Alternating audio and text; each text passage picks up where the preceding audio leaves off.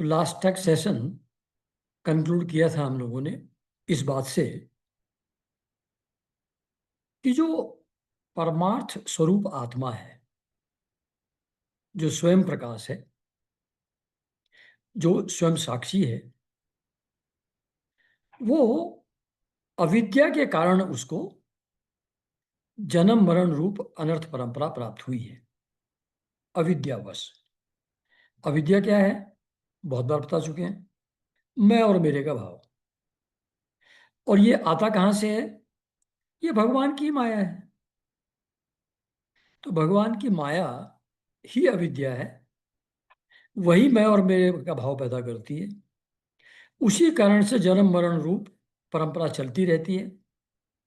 और यही सृष्टि को चलाने का तरीका है। तो अगर भगवान के प्रति भक्ति भाव रखा जाए तो उससे ज्ञान और वैराग्य दोनों प्राप्त हो जाते हैं। और ये भक्ति भाव कैसे पैदा हो?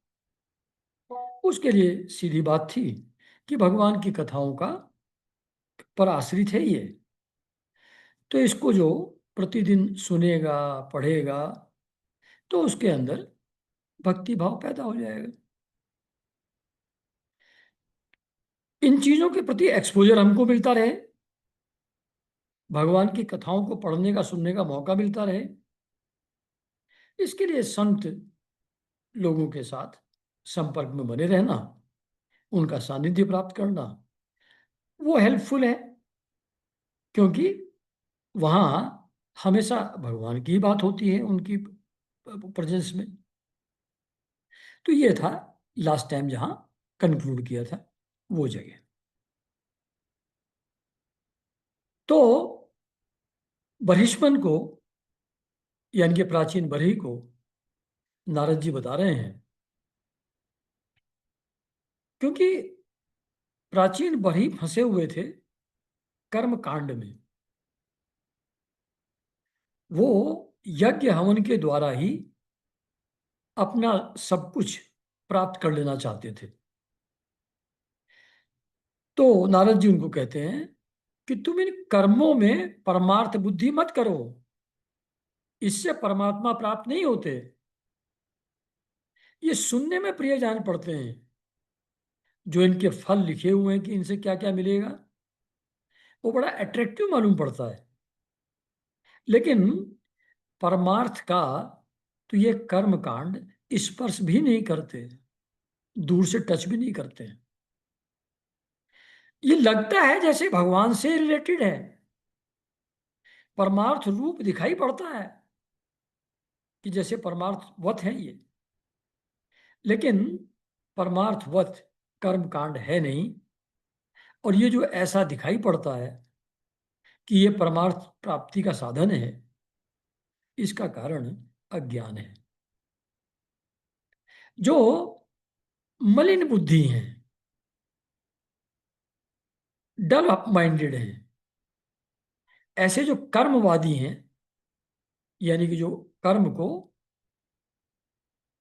समाधान मानते हैं लौकिक पारलौकिक सब चीजों के लिए, भगवान की प्राप्ति के लिए भी, वे वेद को कर्म परक बना बताते हैं। उन लोगों का, जो डल हेडेड कर्मवादी लोग हैं, कर्मकांडी लोग हैं, वे कहते हैं कि वेद में कर्म के लिए ही लिखा हुआ है। पूरा वेद कर्म कांड से ही भरा हुआ है। और कर्म ही तो, आप सॉरी, वेद ही तो हमारे धर्म का आधार है। तो यही परम है, कर्म कांड ही परम है। ऐसा डल हेडेड कर्मवादी लोग, कर्मकांडी लोग ऐसा कहते हैं।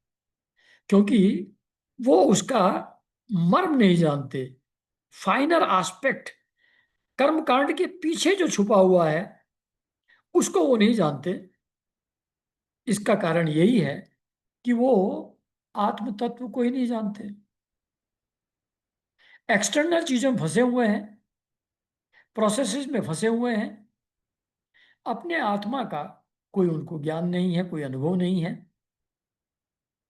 तो वो उस स्वरूपभूत लोक, यानी कि अपने आत्म तत्व को वो लोग नहीं जानते जहां पर भगवान जनार्दन विद्यमान है, विराजमान है। मतलब हम सब लोगों के अंतरतम में तो भगवान है ही। उसको वहां देखने के बजाय ये लोग बाहर कर्म कांड में ढूंढने का प्रयास करते हैं।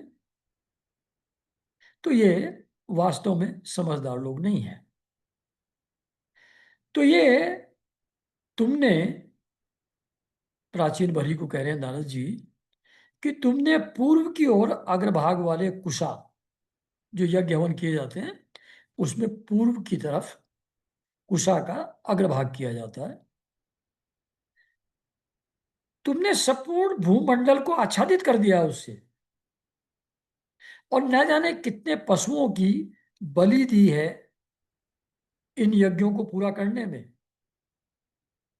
तुमको बड़ा अभिमान है कि तुम इतना कर्म कर रहे हो, इतनी भगवान की आराधना कर रहे हो थ्रू दीज प्रोसेसेस, लेकिन तुम उद्धत हो, ऐसी जड़ हो, ऐसी जबरदस्ती इसमें लगे हुए हो, क्योंकि तुमको कर्म या उपासना का, किसी चीज का कोई रहस्य पता ही नहीं है।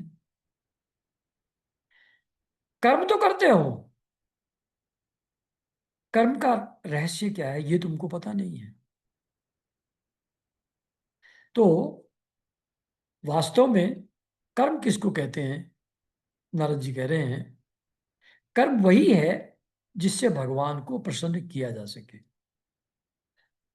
विद्या भी वही है जिससे भगवान में चित्त लगे।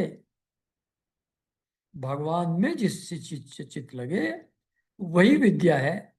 जो भगवान की तरफ नहीं ले जाती वो सभी कुछ अविद्या है। अच्छा, तो जो श्री हरि हैं वो देहधारियों के आत्मा हैं, नियामक हैं, कंट्रोलर हैं, और स्वतंत्र कारण हैं। He is independent source of everything. उनका सोर्स कोई नहीं है, वो तो स्वयं है। पर बाकी सब चीजों का कारण वो श्री हरि हैं। उनके जो चरण तल हैं वही मनुष्य का एकमात्र आश्रय है। जो उनके चरणों का आश्रय लेता है उसी से संसार का और सबका कल्याण उसी से होता है। जिससे किसी को भी अणुमात्र भी भय नहीं होता, वही उसका प्रियतम आत्मा है। ऐसा पुरुष जो जानता है वही ज्ञानी है, और जो ज्ञानी है वही गुरु एवं साक्षात श्री हरि है। ये क्या कह रहे हैं? जिससे किसी को अणु मात्र भी भय नहीं होता, वही आत्मा है। प्रियतम आत्मा वही है जिससे किसी को भय नहीं होता। मतलब जितनी एक्सटर्नल चीजें हैं उनके साथ भय चिंता जुड़ी हुई है, क्योंकि सब ट्रांजिटरी हैं, समय के साथ सब खत्म हो जाती हैं। एक ही चीज ऐसी है जिसका क्षय होने का, समाप्त होने का भय नहीं है। बाकी चीजों से जो एक्सटर्नल हैं, they can harm others, they can act against them.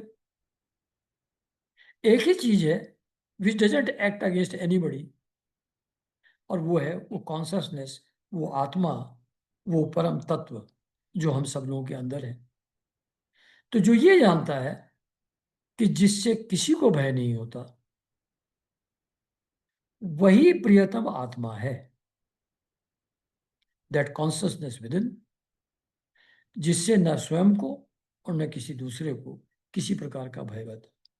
इस बात को जो जानता है वही ज्ञानी है, और जो ज्ञानी है वही गुरु एवं साक्षात हरि है। मतलब when we know our inner reality, when we know that we are consciousness itself, हम चेतना स्वरूप हैं। जब ये पता होता है तो यही जो तत्व है, मैं चेतन स्वरूप हूं, ये जो अनुभव में आता है, शाब्दिक नॉलेज नहीं, अनुभव में जब आता है, वही गुरु है, वही श्री हरि है। तो मतलब श्री हरि में और मुझ में, एज आत्मा परमात्मा, कोई अंतर नहीं है। गुरु में, श्री हरि में कोई अंतर नहीं है। शिष्य में और गुरु में कोई अंतर नहीं है, क्योंकि सब एक ही चीज को रिप्रेजेंट कर रहे हैं, ऑल परवेडिंग कॉन्शियसनेस को। तो वो जो ऑल परवेडिंग कॉन्शियसनेस है, जो हमारी प्रियतम आत्मा है, जिससे किसी को भय नहीं होता, इसको जो जानता है वही ज्ञानी है। और जो ज्ञानी है, वो ज्ञानी खुद ही गुरु है, वो ज्ञानी खुद ही श्री हरि है। गुरु में, श्री हरि में और ज्ञानी में कोई अंतर नहीं है, वो एक ही है। ऐसा बताते जा रहे हैं नारद जी, प्राचीन बरी जी। फिर नारद जी आगे कहते हैं कि पुरुष श्रेष्ठ, यहां तक तो जो जो मैंने कहा है, उससे तुम्हारे प्रश्न का उत्तर हो गया। प्राचीन बरी ने पूछा था, तो कहते ये तो उसका उत्तर हो गया। अब अब मैं तुमको एक ऐसा सीक्रेट साधन बताता हूं, तुम उसको ध्यान दे करके सुनो, जिससे तुम फ्री हो सको। तो ध्यान दे करके सुनो। कहते हैं कि एक पुष्प वाटिका में अपनी हरिणी के साथ विहार करता हुआ एक हरिण मस्त घूम रहा था। हिरण और हिरणी दोनों मस्त होकर के घूम रहे थे पुष्प वाटिका में। और वो जो हिरण था, वो छोटे छोटे जो अंकुर हैं, बड़े टेस्टी, उनको चर रहा था, दूब को चर रहा था। और उसके कान में भौरों की मधुर गुंजार में लगे हुए थे उसके कान। वहां सब फूल पत्ती फल सब कुछ था, उन पे भौरे गूंज गूंज रहे थे। उनकी जो आवाज थी भौरों की गुंजान की, उसमें उसके कान लगे हुए थे। मतलब मुंह से घास चल रहा है, कोमल कोमल तृण चल रहा है, और कानों से भौरों की गुंजार सुन रहा है। उसके सामने ही दूसरे जीवों को मारकर अपना पेट पालने वाले भेड़िए ताक लगाए हुए खड़े हैं। ये मस्त है अंकुर चरने में और भौरों की गुंजार सुनने में। सामने घात लगा करके भेड़िए खड़े हुए हैं, उसकी तरफ इसका ध्यान नहीं है। ये अंकुर में और भौरों की आवाज में ही लगा हुआ है, मस्त हो रहा है। और इसके पीछे एक शिकारी बाण लेकर के बीधने के लिए पीछे खड़ा हुआ है। तो और उसने वो बाण छोड़ भी दिया उधर से। अभी इसको लगा नहीं है, वो बाण रास्ते में अभी पीछे आ रहा है, बाण छोड़ दिया है। परंतु ये जो हरिण है, ये इतना बेसुध है, ना तो इसको भेड़ियों का पता लग रहा है जो सामने घात लगाए खड़े हैं, और ना पीछे से जो बाण छोड़ दिया है व्याध ने, शिकारी ने, ना उसका इसको ख्याल है। ये वही अंकुर चढ़ने में और भौरों की गुंजार सुनने में मस्त हो रहा है, पुष्प वाटिका में घूम रहा है। एक बार इस हरिण की दशा पर विचार करो। किस स्थिति में है बेचारा हिरण? मजे कर रहा है, सामने खड़े हुए हैं भेड़िए, उनका कोई ध्यान नहीं। पीछे से बाण आ रहा है, उसका कोई ध्यान नहीं, और लगा हुआ है। इसकी स्थिति पर विचार करो, सोचो राजन। ये जो रूपक मैंने सुनाया, इसका आशय क्या है वो मैं बताता हूं। ये जो मृत प्राय हरिण है, जो एनी मोमेंट मरने वाला है बिकॉज ऑफ भेड़िया और बाण, ये तुम ही हो। तुम अपनी दशा पर विचार करो। पुष्पों की तरह ये स्त्रियां केवल देखने में सुंदर हैं। इन स्त्रियों के रहने का घर ही पुष्प वाटिका है जिसमें ये चल रहा है। तो इसमें कहीं कहीं ऐसी गलतफहमी हो सकती है कि ये स्त्रियों को ही निगेटिव बोलते चले जा रहे हैं, कि स्त्रियां केवल देखने में सुंदर हैं, इन स्त्रियों के रहने की जगह ही पुष्प वाटिका है। लेकिन ये भाषा है। एक जगह क्लैरिफाई किया है भागवत में इस बात को, कि जहां जहां ऐसा लिखा है कि स्त्री नरक का द्वार है, स्त्री फंसा लेती है इसमें, same thing applies to men with reference to ladies. लेकिन हर जगह अगर दोनों चीजों को लिखेंगे तो लैंग्वेज ठीक से नहीं रहती। इसलिए सारे शास्त्र जो भी, इवन ये होते हैं लॉ भी, जो सेक्शंस बनाए जाते हैं, तो उसमें ही रहता है। फिर एक जगह जनरल क्लॉज लिखते हैं, ही इंक्लूड सी। तो जो ही के कॉन्टेक्स्ट में सी है, वो सी के कॉन्टेक्स्ट में वही ही है। तो औरतों के लिए वो पुरुष जो वो पुष्प की तरह सुंदर है ना। तो ये लैंग्वेज का फ्लो बनाने के लिए उसको ही की लैंग्वेज में लिखा जाता है, but that applies to both. जो जो ही के कॉन्टेक्स्ट में सी है, वो सी के कॉन्टेक्स्ट में ही है। तो पुष्पों की तरह ये स्त्रियां केवल देखने में सुंदर हैं, और इन स्त्रियों का रहने वाला जो घर है वही पुष्प वाटिका है जहां घूम रहे हो तुम। इसमें रहकर तुम पुष्पों के मधु और गंध के समान क्षुद्र सकाम कर्मों के फल रूप, क्षुद्र सकाम कर्मों के फल रूप जीव और जनेन्द्रिय को प्रिय लगने वाले भोजन तथा स्त्री संग आदि तुच्छ भोगों को ढूंढ रहे हो। जो हमारे सारे एक्शंस हैं, हमारे सारे कर्म हैं, चाहे वो एक्सटर्नल वर्ल्ड में रोजी रोटी कमाने के लिए हो, चाहे समस्याओं को दूर करने के लिए कर्म कांड पूजा प्रार्थना यज्ञ हवन करवाने वाले हों, इन सबका पर्पज क्या है? इनका सबका पर्पज जीव को और जनेन्द्रिय को सेटिस्फाई करना है। खाना और सेक्स, फूड एंड सेक्स, ये दो ही बेसिक चीजें हैं डिजायर्स। बाकी तो इमेजिनरी हैं।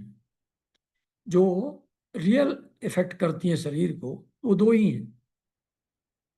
तो ये जो क्षुद्र सकाम कर्म, चाहे नॉर्मल वर्ल्डली एक्टिविटी हो, चाहे कर्म कांड हो, तो ये जो क्षुद्र सकाम कर्म है, इनके फल रूप, इनसे मिलता क्या है? जीव और जनेंद्रियों को प्रिय लगने वाले भोजन और स्त्री संग। इन दो चीजों को तुम ढूंढ रहे हो कर्म कांड के द्वारा, सभी एक्शंस के द्वारा। तुम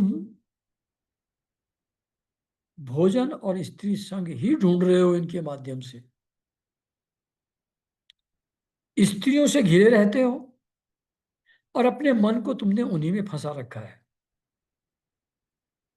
स्त्री पुत्रों का मधुर भाषण ही भौरों की मधुर गुंजार है। वो कह रहे थे ना, जो तृण चल रहा है, अंकुर चल रहा है, तो अंकुर जो चरना है वो फूड एंड सेक्स का एंजॉयमेंट है,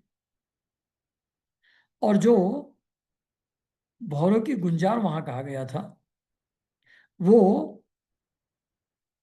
स्त्री और पुत्रों की जो मधुर भाषा है, जो उनके साथ कन्वर्सेशन होता है, बच्चा तुतला तुतला करके बोलता है, स्त्री प्रेम पूर्वक बात करती है, तो उस भौरों की गुंजार में, उन शब्दों में, उस माधुर्य में तुम्हारे कान उसी में आसक्त हो रहे हैं, तुम उन्हीं को सुनते रहते हो। सामने भेड़ियों के झुंड के समान काल के अंश दिन और रात तुम्हारी आयु लगातार हर रहे हैं। वो 360 गंधर्व और गंधर्वियां थी ना पिछले उसमें सेशन में, दिन और रात, वो एक एक दिन हरते चले जा रहे हैं आयु का, है ना। वो कहते हैं कि जो एक जगह सुधाधारा में है ना, कि ऐसे ही तेरी आयु होती जाए गत, life is just slipping away, एक एक दिन जा रहा है। तो ये भेड़ियों के झुंड के समान है, जो धीरे धीरे खत्म करते जा रहे हैं, आयु को हरते जा रहे हैं, परंतु तुम उनकी कुछ भी परवाह न करके गृहस्थी के सुखों में मस्त हो रहे हो। तुम्हारे पीछे गुपचुप लगा हुआ शिकारी काल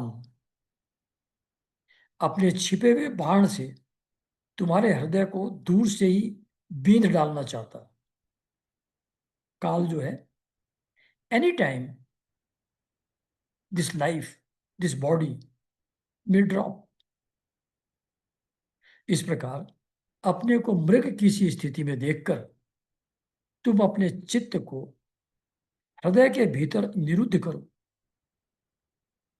और नदी की भांति प्रवाहित होने वाली श्रवणेन्द्रिय को, बाह्य वृत्ति को चित्त में स्थापित करो।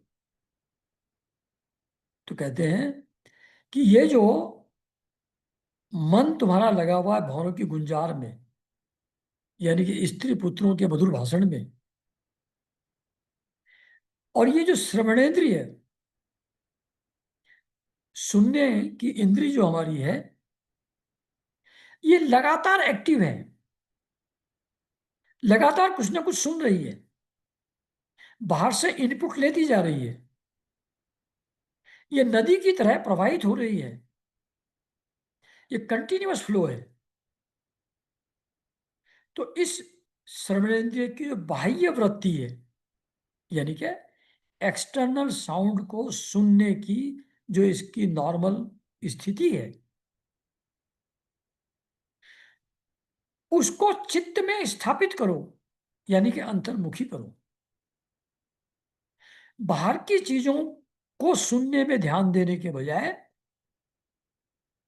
इसको अंदर की तरफ मोड़ो, अंदर मन में ले जाओ, उसको हृदय में स्थापित करो।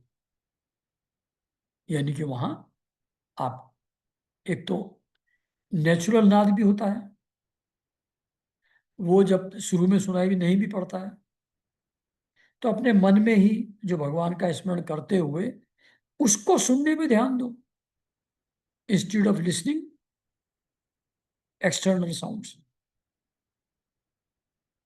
जहां कामी पुरुषों की चर्चा होती रहती है, उस गृहस्थाश्रम को छोड़कर परमहंसों के आश्रय श्री हरि को प्रसन्न करो।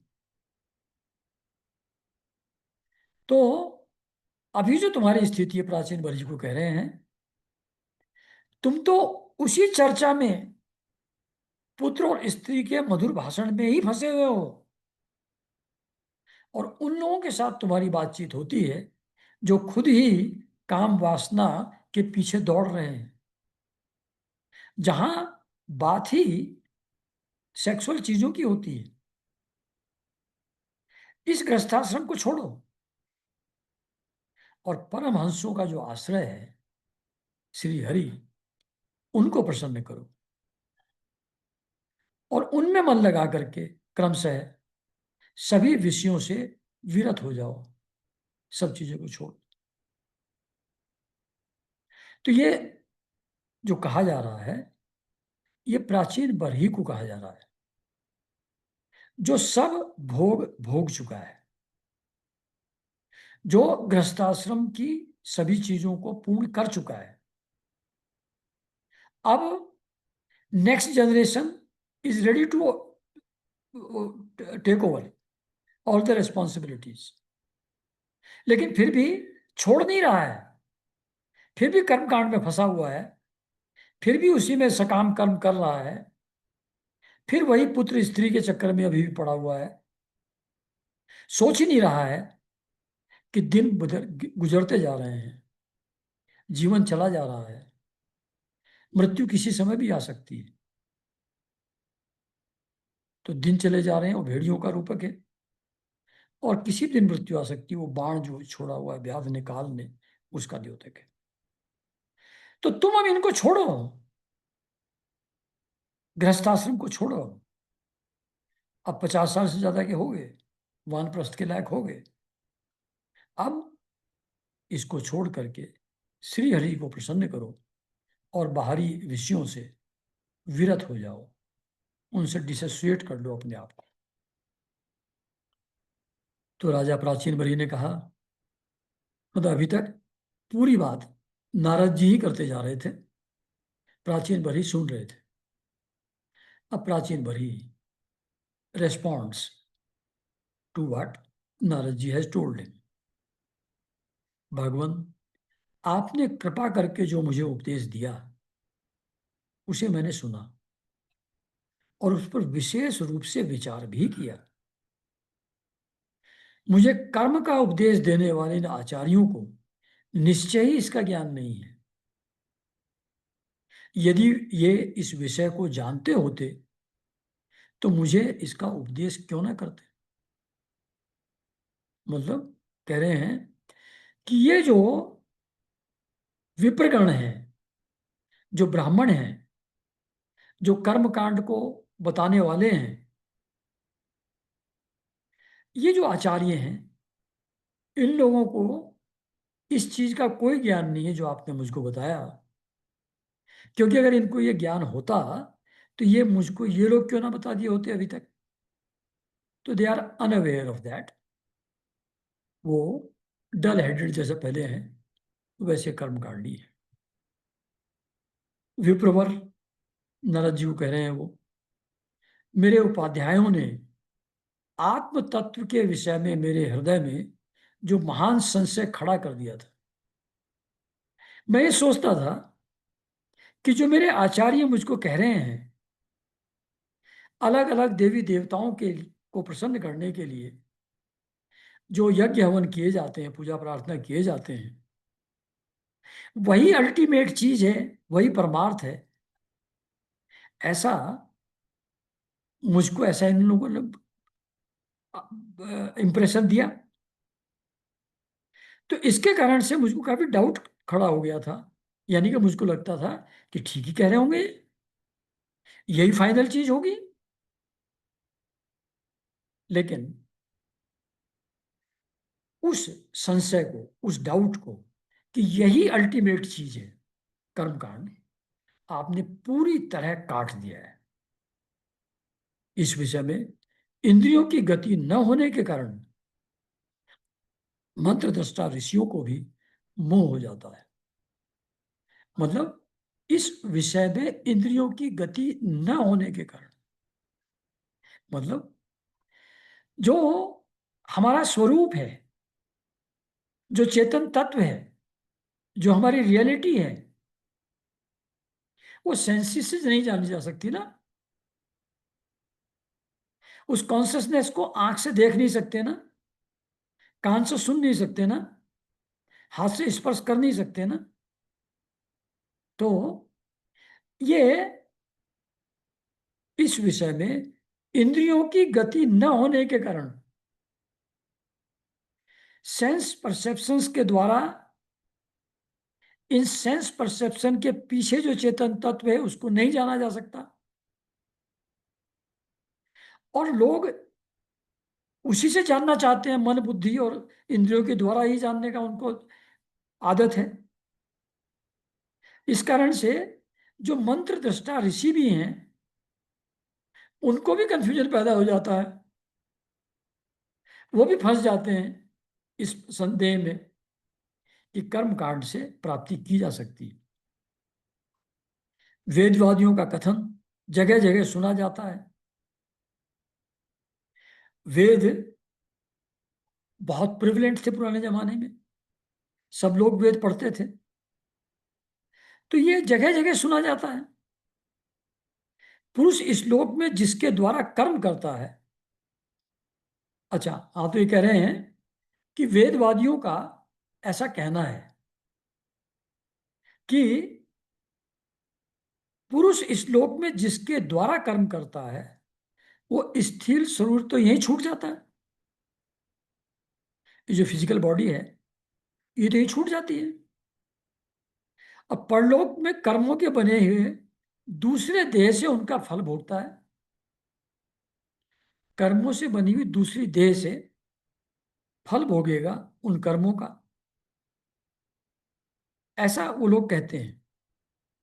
मतलब आज जो हम कर्मकांड के द्वारा पूजा प्रार्थना यज्ञ हवन कर रहे हैं इसका फल दूसरे शरीर की प्राप्ति के बाद हमको आगे चल के मिलेगा, ऐसा वो लोग कहते हैं, वेदवादी लोग।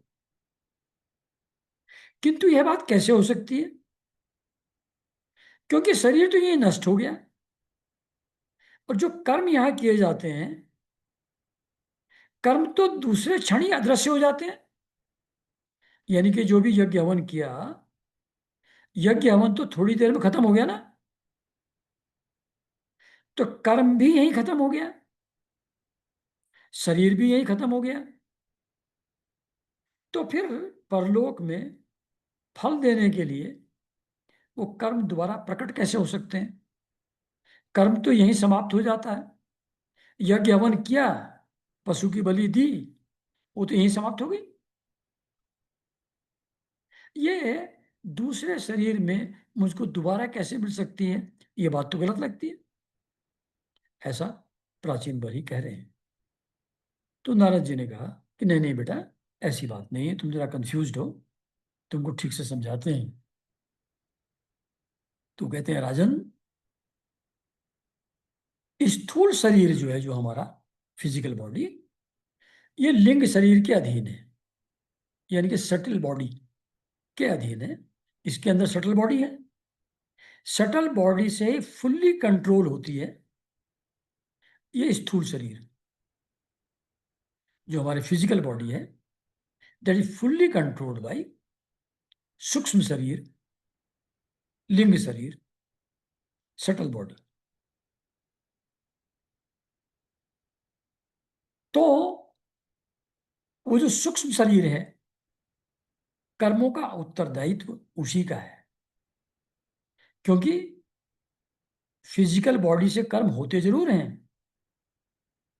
पर होते तो सूक्ष्म शरीर के द्वारा है ना, इसलिए उनका इफेक्ट सूक्ष्म शरीर पर होगा। सूक्ष्म शरीर के द्वारा, सटल बॉडी के द्वारा,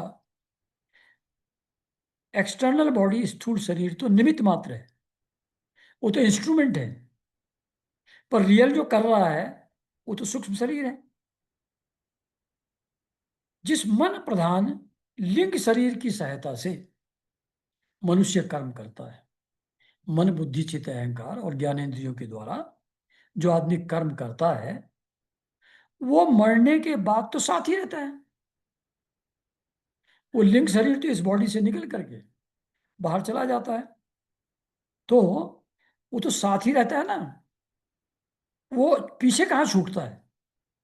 वो फिजिकल बॉडी के साथ यहाँ थोड़ी रह जाता है, वो तो चला जाता है यहाँ से। और परलोक में अपरोक्ष रूप से स्वयं उसी के द्वारा उनका फल भोगता है। फिर जो सटल बॉडी है दूसरी फिजिकल बॉडी में चली गई और उस फल को भोगेगा उस कर्मों के। जैसे स्वप्न अवस्था में मनुष्य इस जीवित शरीर का अभिमान तो छोड़ देता है, किंतु इसी के समान अथवा इससे भिन्न प्रकार के पशु पक्षी आदि शरीर से वह मन में संस्कार रूप से स्थित कर्मों का फल भोगता रहता है। स्वप्नावस्था में ये जो शरीर है हमारा, फिजिकल बॉडी, इसको तो बिल्कुल भूल जाते हैं हम। लेकिन मन में जो स्वप्न चलते हैं उसमें सुख दुख का भोग तो होता रहता है, इस फिजिकल बॉडी को भूलने के बावजूद भी होता रहता है। तो फिजिकल बॉडी से इसका कुछ लेना देना नहीं है, फल तो मन भोग लेगा इंस्पायर्ड, इसके बिना भी। इस मन के द्वारा जीव जिन स्त्री पुरुष पुत्र को ये मेरे हैं और देहादि को यह मैं हूं ऐसा कहकर मानता है, उनके किए हुए पाप पुण्य रूप कर्मों को भी यह अपने ऊपर ले लेता है और उनके कारण इसे व्यर्थ ही फिर जन्म लेना पड़ता है। जिस शरीर को और जिस स्त्री पुत्र आदि को अपना मानता है, जिसको भी अपना कहा, जिसको भी अपना अंदर मन में माना, उनके कर्म भी हमको मिल जाते हैं।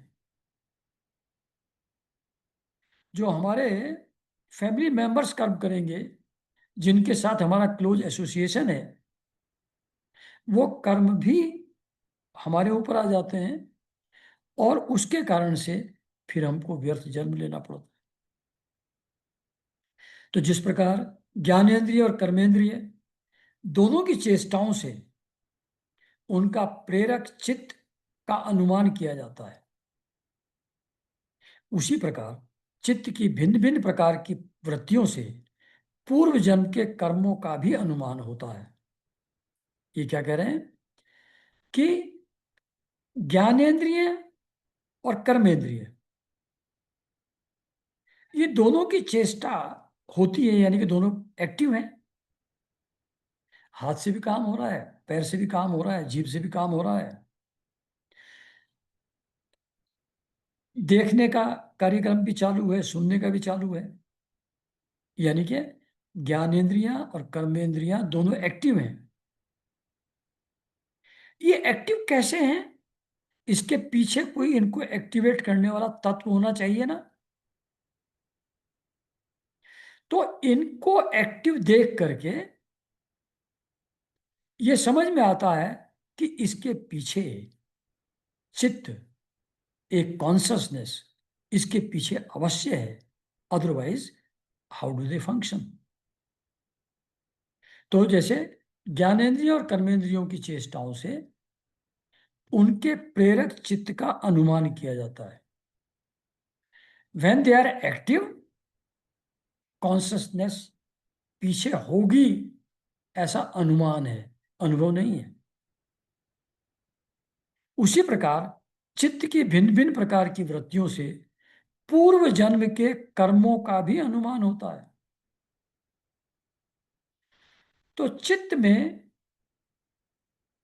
जो जो टेंडेंसीज हैं,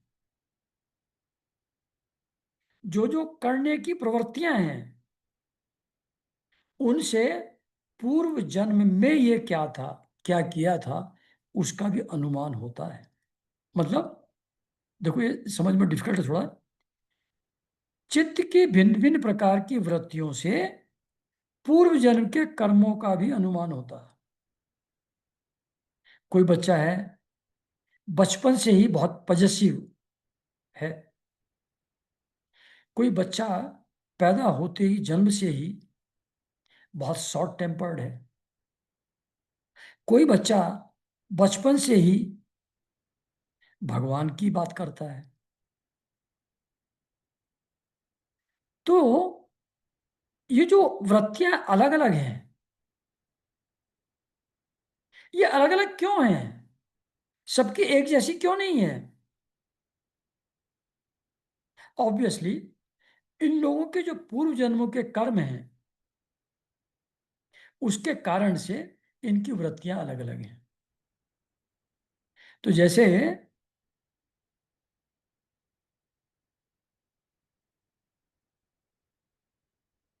ज्ञानेंद्रिय और कर्मेंद्रियों के पीछे चित्त होना चाहिए, नहीं तो फंक्शनल कैसे हैं। ऐसे ही चित्त की अगर भिन्न भिन्न प्रकार की वृत्तियां हैं, तो इनके पीछे पूर्व जन्मों के कर्म होने चाहिए। अदरवाइज ये वृत्तियां हर आदमी में अलग अलग क्यों हैं? तो इन अलग अलग वृत्तियों से पता लगता है, अनुमान किया जाता है कि पिछले जन्मों में इन्होंने अलग अलग प्रकार के कर्म किए होंगे। अच्छा, तो ये था सेंटेंस। मैं भी आज पहली बार ठीक से समझ रहा हूँ इसको इसको आप समझाने के चक्कर में। जिस प्रकार ज्ञानेंद्रिय और कर्मेंद्रिय दोनों की चेष्टाओं से उसके प्रेरक चित्त का अनुमान किया जाता है, उसी प्रकार चित्त की भिन्न भिन्न प्रकार की वृत्तियों से पूर्व जन्म के कर्मों का भी अनुमान होता है। अतः कर्म अदृश्य रूप से फल देने के लिए कालांतर में भी मौजूद रहते हैं।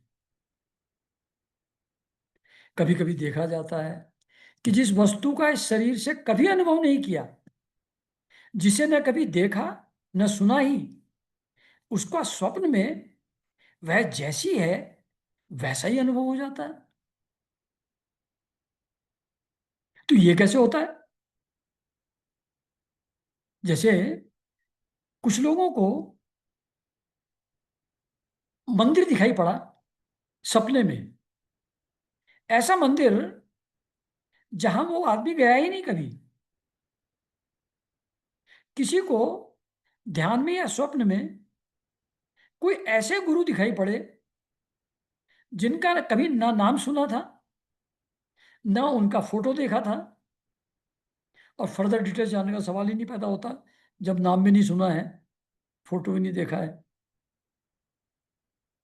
तो ऐसे कभी कोई मंदिर, कभी कोई गुरु, और इसी तरीके की न जाने कितनी चीजें हैं जिनको इस जन्म में कभी देखा ही नहीं, वैसी स्वप्न में दिखती हैं। और बाद में पता लगता है उन चीजों को विजिट करने पर कि अरे हाँ, ये तो वही मंदिर था जो मैंने सपने में देखा था। अरे हाँ, ये तो वही गुरु हैं जिनको मैंने सपने में देखा था, जबकि इस जन्म में नहीं देखा है। तो इसका मतलब पूर्व जन्म की स्मृति अंकित है, पूर्व जन्म में देखा होगा, वही आज स्वप्न के रूप में दिखाई पड़ा है। तो कभी कभी देखा जाता है कि जिस वस्तु का इस शरीर से कभी अनुभव नहीं किया, जिसे न कभी देखा न सुना ही, उसका स्वप्न में वह जैसी होती है वैसा ही अनुभव हो जाता है। राजन, इसलिए तुम इसको निश्चित रूप से मान लो कि लिंग देह के अभिमानी जीव को, सटल बॉडी के अंदर जो जीव है, उसका अनुभव पूर्व जन्म में उसको हो चुका है। अगर स्वप्न में एक्चुअली देखा है उसने आज, जो इस जन्म में जागृत अवस्था में नहीं देखा था, और वो वेरिफिकेशन के बाद वैसा ही एग्जैक्टली मिलता है, तो निश्चय मानो कि उसने उस चीज का अनुभव पूर्व जन्म में अवश्य किया था। क्योंकि जो वस्तु पहले अनुभव की हुई नहीं होती, उसके मन में वासना भी नहीं हो सकती। जिसका अनुभव नहीं है, जिसको देखा नहीं है, जिसको सुना नहीं है, उसकी डिजायर कैसे पैदा होगी? हम वही चीज डिजायर कर सकते हैं, उसी की वासना हमारे अंदर हो सकती है जो हमने देखी हो, सुनी हो, कभी अनुभव की हो। तो राजन, तुम्हारा कल्याण हो। मन ही मनुष्य के पूर्व रूपों को तथा भावी शरीर आदि को भी बता देता है। जैसे किसी गुरु के पास जाते हैं, तो गुरु के लिए तो पास्ट और फ्यूचर कुछ है नहीं, उनको तो प्रेजेंट में सब दिखाई पड़ता है। तो वो बहुत बार हमारी पास्ट लाइफ के बारे में, या फ्यूचर में क्या होने वाला है, या फ्यूचर में किस योनि में जन्म लेने वाले हैं, किस स्थिति में होने वाले हैं, उसका भी, उसके बारे में भी गुरु बता देते हैं। तो कैसे बता देते हैं? क्योंकि जो हमारा मन है वही पूर्व रूपों को और भावी रूप के संस्कार इस मन के अंदर ही हैं, जो गुरु को दिखाई पड़ते हैं। तो मन में अंकित संस्कार और स्मृति के कारण से हमारे पूर्व जन्म और भावी जन्म, शरीर आदि, इन सब का पता मन से ही लग जाता है। और जिनका भावी जन्म होने वाला नहीं होता, यानी कि जो इसी जन्म में मोक्ष प्राप्त कर लेंगे, तत्ववेत्ताओं की विदेह विदेह मुक्ति का पता भी उसी मन से लग जाता है। कभी कभी स्वप्न में देश काल अथवा क्रिया संबंधी ऐसी बातें देखी जाती हैं जो पहले कभी देखी या सुनी नहीं गई हों। जैसे पर्वत की चोटी पर समुद्र। अब ऐसा तो नहीं हो सकता, लेकिन सपने में दिख सकता है। दिन में तारे सपने में दिख सकते हैं, एक्चुअल तो नहीं दिखते। अपना सर कटा हुआ देख रहे हैं, तो ऐसा सर कटा हुआ अपना देखा तो नहीं कभी। तो ऐसी चीजें भी कभी कभी स्वप्न में दिखती हैं जो एक्चुअली नहीं होती। तो ये निद्रा दोष के कारण से है, इसको कुछ वैल्यू असाइन करने की आवश्यकता नहीं है। मन के सामने इंद्रियों से अभी अनुभव होने योग्य पदार्थ ही भोग रूप में बार बार आते हैं। मन में क्या थॉट आएंगे, क्या डिजायर्स पैदा होंगी, वही भोग्य पदार्थ बार बार आते हैं, जिनका पहले न जाने कितनी बार अनुभव कर चुके हैं। और ये भोग समाप्त हुआ तो ये विचार चला जाता है थोड़ी देर के लिए। ऐसा कोई पदार्थ नहीं आता जिसका इंद्रियों से अनुभव हो ही ना सके। मतलब we can have desire only for those objects which are subject matter of इंद्रियास, जो इंद्रियों के द्वारा जिनको अनुभव किया जा सकता है, वही मन में उसी की वासना जग सकती है, नॉट अदर्स। ऐसा कोई पदार्थ नहीं आता जिसका इंद्रियों से अनुभव हो ही ना सके। जो इंद्रियों से अनुभव जिसका नहीं हो सकता, वो मन में आएगा कैसे? इसका कारण यही है कि सब जीव मन सहित हैं। मन उन्हीं चीजों को जानता है जो इंद्रियों के द्वारा परसीव की जा सकती है, और उन्हीं की वासना, उन्हीं को भोगने की इच्छा इस मन में उठ सकती है। साधारणतया तो सब पदार्थों का क्रम से ही भान होता है। नॉर्मली हम जो लोग सोचते हैं, हमारा थिंकिंग प्रोसेस है, वो लीनियर होता है। एक के बाद एक के बाद दूसरा, दूसरे के बाद तीसरा, अलग अलग घटनाएं, अलग अलग स्थितियां, हम एक लीनियर वे में सोचते हैं, एक के बाद एक क्रम से सोचते हैं। किंतु यदि भगवत चिंतन में लगा हुआ मन विशुद्ध सत्व में स्थित हो जाए,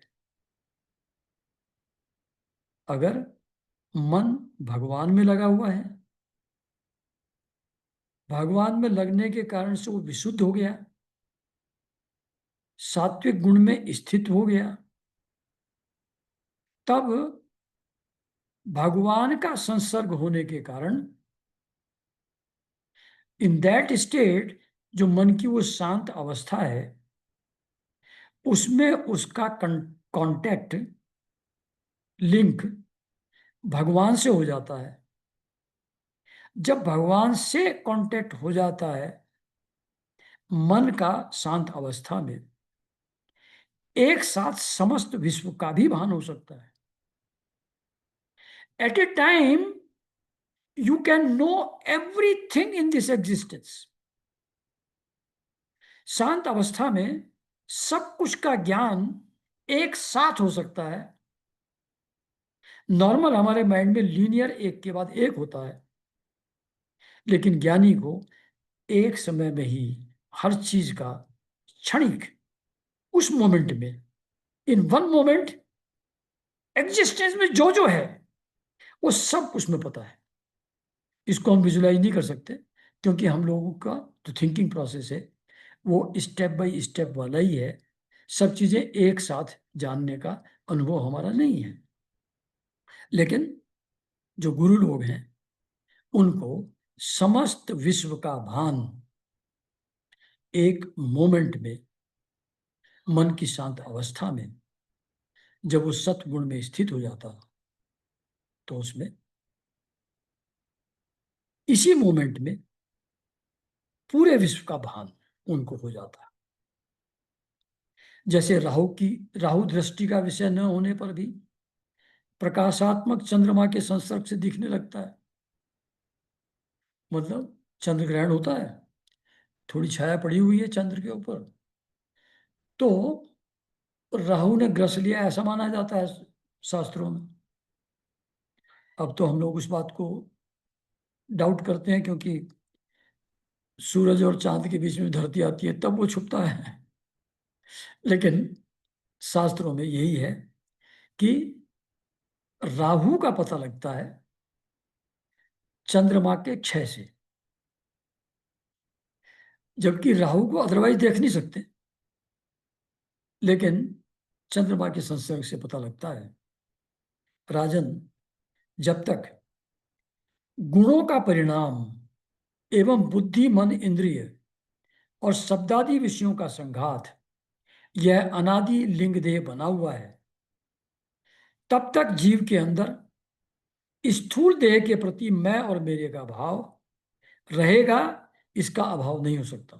क्या कह रहे हैं ये, कि जो हमारी शटल बॉडी है, जो लिंग शरीर है, ये क्या है? गुणों का परिणाम है, सात्विक राजसिक तामसिक गुणों का। मन बुद्धि इंद्रिय से बना हुआ है। तो जो हमारा लिंग शरीर है, शटल बॉडी है, वो मन बुद्धि और इंद्रियों से मिलकर के बना हुआ है। इनका जो ये कॉम्बिनेशन है, ये जो लिंग शरीर है, जब तक ये लिंग शरीर रहता है तब तक स्थूल देह के प्रति मैं का भाव नहीं जाएगा। जब तक सटल बॉडी है, जब तक मन बुद्धि और इंद्रियों का टोटलिटी, ये लिंग शरीर सटल बॉडी अंदर है, तब तक स्थूल शरीर मैं हूं ये भाव रहेगा, ये जाएगा नहीं। इसका अभाव नहीं हो सकता। हम कितना ही सोच लें कि ये शरीर मैं नहीं हूं, लेकिन शरीर के साथ जो जुड़ाव है, जो मैं भाव है, वो जाएगा नहीं सिर्फ इंटेलेक्चुअल अंडरस्टैंडिंग से। लिंग शरीर जब तक है तब तक ये भाव बना रहेगा। सुसुप्ति, मूर्छा, अत्यंत दुख और मृत्यु की तीव्र ज्वर आदि अवस्था में कभी कभी मैं और मेरेपन की स्पष्ट प्रतीति नहीं होती। कहते हैं जब सो जाता है आदमी, तब मैं और मेरे का भाव नहीं रहता। बेहोश हो जाए तब भी मैं और मेरे का भाव नहीं रहता। बहुत हाई फीवर हो जाए तो भी मैं और मेरे का भाव नहीं रहता। मतलब उस समय रहता तो है, स्पष्ट प्रतीति नहीं होती। We do not feel their presence, किंतु उस समय भी एट द बैक उसका अभिमान, मैं और मेरे का अभिमान तब भी बना ही रहता है, सुसुप्ति में भी। जिस प्रकार अमावस्या की रात्रि में चंद्रमा रहते हुए भी दिखाई नहीं देता, उसी प्रकार युवावस्था में स्पष्ट प्रतीत होने वाला एकादश इंद्रिय विशिष्ट लिंग शरीर गर्भावस्था बाल्यकाल में रहते हुए भी इंद्रियों का पूर्ण विकास न होने के कारण प्रतीत नहीं होता। ये बताने की कोशिश कर रहे हैं कि नॉर्मल कोर्स में जब तक सटल बॉडी है, जब तक लिंग शरीर है, तब इस शरीर में मैं भाव और शरीर के साथ जुड़ी हुई चीजों के प्रति मेरे का भाव, ये भाव तब तक नहीं जाएगा। लेकिन कोई डाउट क्रिएट कर सकता है, क्वेश्चन रेज कर सकता है कि सुसुप्ति में तो नहीं होता, और बच्चे को तो नहीं होता, गर्भावस्था में जो बच्चा उसको तो नहीं होता। तो कहते हैं कि ये जो इस तरीके का जो क्वेश्चन रेज हो सकते हैं, पॉसिबल क्वेश्चंस का सप्लीमेंट्री आंसर दिया हुआ पहले से। अगर कोई ऐसा कहे कि उस समय तो नहीं होता, तो उसका आंसर दे रहे हैं कि वो इंद्रियों का पूर्ण विकास होने के कारण से उस समय महसूस नहीं हो रहा है, लेकिन है उस समय भी। गर्भावस्था में भी मैं भाव है, लेकिन क्लियरली स्पष्ट रूप से पता नहीं लग रहा है, क्योंकि इंद्रियां फुल्ली डेवलप नहीं है। जिस प्रकार स्वप्न में किसी वस्तु का अस्तित्व न होने पर भी जागे बिना स्वप्न जनित अनर्थ की निवृत्ति नहीं होती, उसी प्रकार सांसारिक वस्तुएं यद्यपि असत हैं, तो भी अविद्यावश जीव उनका चिंतन करता रहता है। इसलिए जन्म मरण रूप संसार से छुटकारा नहीं हो पाता। तो ये क्या कह रहे हैं कि स्वप्न में जो चीज हम देखते हैं, उसमें अगर किसी डिफिकल्ट सिचुएशन में फंसे हुए हैं, तो अगर जब तक जग नहीं जाएंगे, तब तक वो फंसे होने का भाव जाएगा नहीं, उससे कष्ट दुख का जो अनुभव है वो जाएगा नहीं, जगे बिना नहीं जाएगा, स्वप्न में जब तक रहें बना ही रहेगा।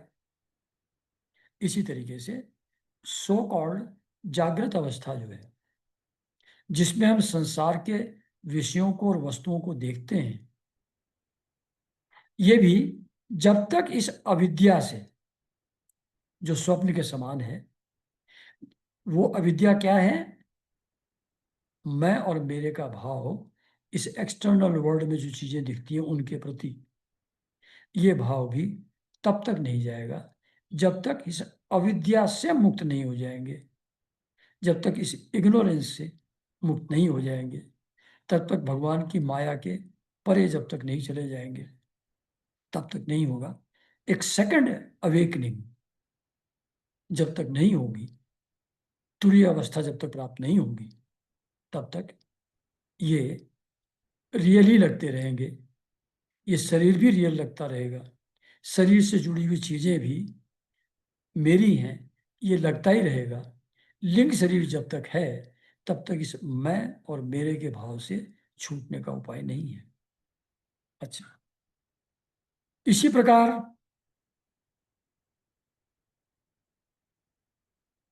हाँ, हो जाएगा कवर आज। हम्म। इसी प्रकार पंच तन्मात्राओं से बना हुआ और 16 तत्वों के रूप से विकसित यह त्रिगुणमय संघात ही लिंग शरीर है। लिंग शरीर को फिर से डिफाइन कर रहे हैं कि लिंग शरीर क्या है, सटल बॉडी क्या है। ये कहते हैं कि 16 तत्व, 16 तत्व क्या है, 5 तन्मात्रा, 10 इंद्रियां, 5 ज्ञानेंद्रिया, 5 कर्मेंद्रिया, 10 और मन, ये 16 हो गए। तो ये जो 16 है, इनका जो कॉम्बिनेशन है, ये जो त्रिगुण में है, ये सब चीजें सात्विक रासिक तामसिक प्रवृत्तियां इन सब में है, उसका जो कॉम्बिनेशन है उसी को लिंग शरीर कहते हैं। इसी में जो कॉन्शसनेस का आभास जब हो जाता है, इस लिंग शरीर में जब चेतना का आभास हो जाता है, यानी कि जब ये चेतना से युक्त हो जाता है, उसी को जीव कहते हैं। तो जीव क्या है, लिंग शरीर में जब चेतन तत्व संयुक्त हो जाता है, चेतना का आभास जो हो जाता है, वो जीव है। यानी कि लिंग शरीर प्लस चेतना, ये जीव है। इसी के द्वारा पुरुष भिन्न भिन्न देहों को ग्रहण करता और त्यागता रहता है। ये लिंग शरीर इस बॉडी से निकल जाता है तो ये मृत्यु हो गई। दूसरे गर्भ में जाके एंटर हो गया वो लिंग शरीर, जीव। तो दूसरे शरीर को एक्वायर कर लिया उसने। तो अलग अलग देहों को त्यागता और प्राप्त करता रहता है। इसलिए देखो, हम लोग थ्योरेटिकली भले ही जानते हैं, सुपरफिशियली भले ही जानते हैं कि हम मरेंगे, फिर भी इंट्रिंसिकली मरेंगे ऐसा नहीं लगता। लास्ट मोमेंट तक फिर भी एफर्ट चालू रहता है किसी ना किसी तरीके से लाइफ को कंटिन्यू करने का। तो रीजन क्या है कि अंदर जो चेतन तत्व है वो तो अनादि है ना, वो तो एटर्नल है ना। इसलिए एटर्निटी का अनुभव अंदर गहरे में है। सुपरफिशियली बॉडी मर जाएगी जानते हैं, तब भी somewhere deeper you know that you will not die. And that is why last moment तक भी कुछ ना कुछ करते रहने की इच्छा बनी रहती है। क्योंकि मर जाऊंगा ऐसा अनुभव से नहीं लगता, देख देख के लगता है कि सब मरते हैं तो हम भी मरेंगे, पर वैसा रियल अंदर से लगता नहीं है। बूढ़े हो गए ये भी पता नहीं लगता है, अंदर से मन वैसा का वैसे ही रहता है। तो इस जो मन के द्वारा ही, इस लिंग शरीर के द्वारा ही अलग अलग देह को त्यागता रहता है, पाता रहता है। और इसी देह के द्वारा हर्ष शोक भय दुख सुख आदि का अनुभव भी इस लिंग शरीर के द्वारा ही होता है, सूक्ष्म शरीर के द्वारा ही होता है। जिस प्रकार जोंक जब तक दूसरे तृण को नहीं पकड़ लेती तब तक पहले को नहीं छोड़ती, उसी प्रकार जीव मरण काल उपस्थित होने पर भी जब तक देहारंभक कर्मों की समाप्ति होने पर दूसरा शरीर प्राप्त नहीं कर लेता तब तक पहले शरीर के अभिमान को नहीं छोड़ता। मतलब जब इस बॉडी से होगी, जब तक उसको दूसरा शरीर नहीं मिल जाएगा तब तक पुराने शरीर के साथ उसकी याददाश्त, उसका एसोसिएशन खत्म नहीं होता। वो घूमता फिरता रहता वहीं उसी इलाके में जहां था ना। तो उसको भगाने के लिए फिर वो गरुड़ पुराण और वो सब रिचुअल किए जाते हैं कि तू जा यार, तेरा काम खत्म हुआ यहाँ से, है ना। तो कहते हैं कि दूसरा शरीर प्राप्त होने तक पहले शरीर के प्रति यह शरीर मेरा है ये भाव तब भी नहीं जाता उसका। शरीर से बाहर निकलने के बाद भी इस शरीर के साथ अभिमान बना रहता है। तो ये जो मन है प्रधान लिंग शरीर है, यही जीव के जन्म मृत्यु का कारण है, जन्मादि का कारण है। जीव जब इंद्रिय जनित भोगों का चिंतन करते हुए बार बार उन्हीं के लिए कर्म करता है, तब उन कर्मों के होते रहने से अविद्यावश वह देहादि कर्मों में भी बंध जाता है। अतएव उस कर्म बंध से छुटकारा पाने के लिए संपूर्ण विश्व को भगवत रूप देखते हुए सब प्रकार श्री हरि का भजन करो। मतलब ये लिंग शरीर तो स्थूल शरीर से और इसके साथ जुड़ी हुई चीजों से आसानी से छूटने वाला नहीं है। इनके बंधन में पड़ा ही रहेगा, इनके कारण से सुख दुख भोगता ही रहेगा। तो इसको छुटकारा पाने का मेथड क्या है, इस कर्म बंधन से छूटने का तरीका क्या है? संपूर्ण विश्व को भगवत रूप देखते हुए सब प्रकार श्री हरि का भजन करो, ये जानते हुए कि जो भी पेड़ पौधे, नदी नाले, जीव जंतु, पशु पक्षी, वृक्ष, गधे कुत्ते, देवता, भूत पिशाच जो भी हैं, वो सब कुछ भगवत रूप है। उन सब रूपों में भगवान ही हैं। इस प्रकार विश्व को देखते हुए जो भी है, टेबल है, चेयर है, आदमी है, कुत्ते हैं, बिल्ली है, पशु पक्षी है, पूरा सृष्टि में जो दिखाई पड़ रहा है, जो महसूस किया जा सकता है, वो सब भगवत रूप है। भगवान ही उन सब रूपों में हैं।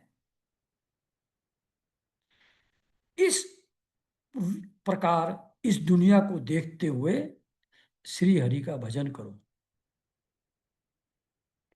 तभी कर्म बंधन से छुटकारा मिलेगा। सबको भगवत रूप देखो और श्री हरि का भजन करो। उन्हीं से इस विश्व की उत्पत्ति, स्थिति और उन्हीं में उनका लय होता है, और श्री हरि में ही उनको याद करो। तो अब मैत्रेय जी ये कहानी सुना रहे थे, प्राचीन भरी और नारद जी का संवाद विदुर जी को, है जी। तो मैत्रेय जी वापस आ गए हैं। तो मैत्रेय जी कहते हैं, विदुर जी, भक्त श्रेष्ठ भक्त श्रेष्ठ नारद जी ने राजा परिचेन बरही को जीव और ईश्वर के रूप का दिग्दर्शन कराया, जो अभी आप लोगों ने सुना कि जीव क्या है और ईश्वर क्या है। वो दोनों एक साथ थे। एक का मन हुआ कि चल के देखें मजा, शरीर के द्वारा भोग क्या होता है। एक उनमें से चला आया राजा पुरंजन, वो पुरंजनी के साथ मिल गया, तो वो जीव बन गया। वो जीव है जो लिंग शरीर से बंधा हुआ है, और ईश्वर जो अविज्ञात था वो है। ये दोनों चीजें नारद जी ने प्राचीन भरी को समझाई, ऐसा विदुर जी को मैत्रेय जी कह रहे हैं। और फिर मैत्रेय जी उनसे विदा लेकर सिद्धलोक को चले गए। तब राजा प्राचीन भरी प्रजा पालन का भार, मतलब समझ गए प्राचीन भरी कि कुछ दम नहीं है जो मैं कर रहा था अभी तक इसमें, अपने पुत्रों को प्रजा पालन का भार सौंपकर तपस्या करने के लिए कपिल आश्रम को चले गए। वहां उन वीरवर ने समस्त विषयों की आसक्ति छोड़कर एकाग्र मन से भक्ति पूर्वक श्री हरि के चरण कमलों का चिंतन करते हुए सारूप्य पद प्राप्त किया। तो सब विषयों को छोड़ करके एकाग्र मन से श्री हरि श्री हरि के चरण कमलों का चिंतन किया, और उसी के प्रभाव से, प्रसाद से सारूप्य पद, यानी कि ही बिकेम, भगवत स्वरूप ही हो गए, भगवान का स्वरूप ही उनको प्राप्त हो गया।